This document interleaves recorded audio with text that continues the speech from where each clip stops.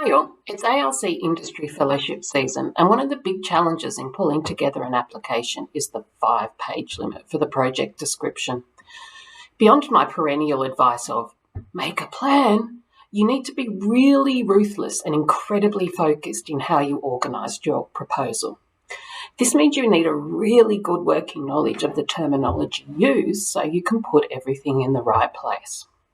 Unlike in a 10-page project description, you don't have the space to talk about the rationale or methodology when introducing your objectives, nor do you have the space to repeat your outcomes in introducing the problem.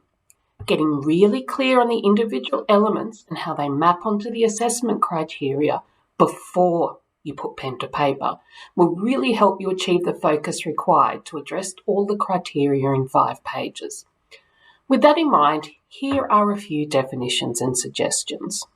First up, significance.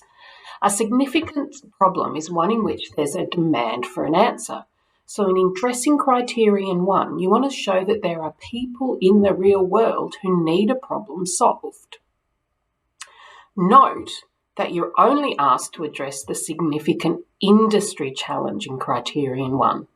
This is not the place to talk about the significant gap in academic knowledge. That means you need to do research to address criterion 1, to address the industry challenge in criterion 1. That only becomes relevant at criterion 4. More generally, speaking of criterion 4, it's useful to remember that innovative research does something new or does it in a new way.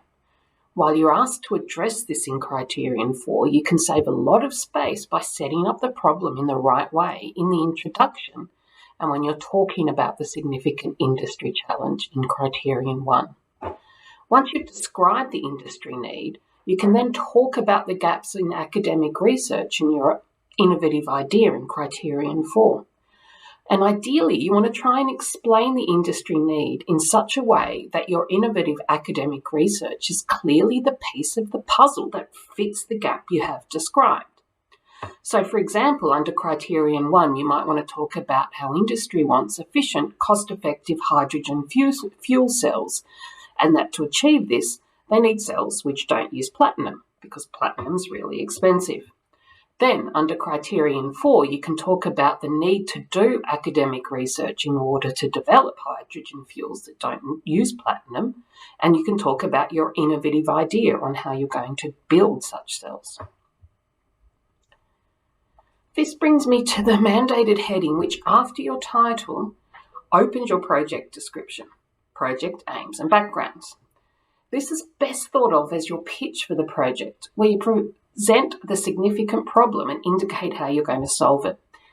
We suggest you finish this section with your aims and objectives. Your aim is the point you aspire to be at the end of the project. It is your ambitious but feasible goal. For example, building a hydrogen fuel cell that doesn't need platinum. Your objectives are the specific measurable steps you will take in order to achieve your aims. Finishing your opening section with your objectives helps to make the project tangible as they describe what you're going to do.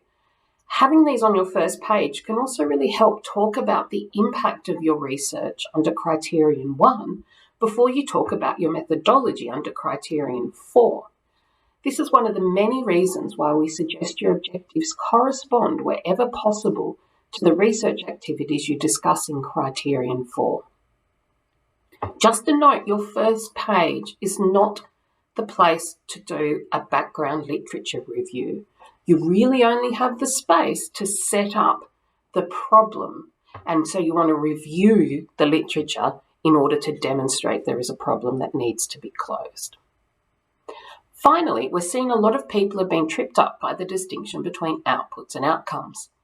Outputs are the direct product of your research, such as your publications, the events you run, or the patents that enable your research to reach people.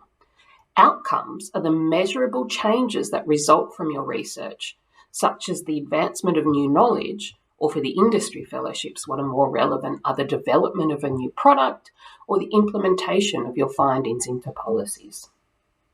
Well, I hope that helps, and as always, good luck.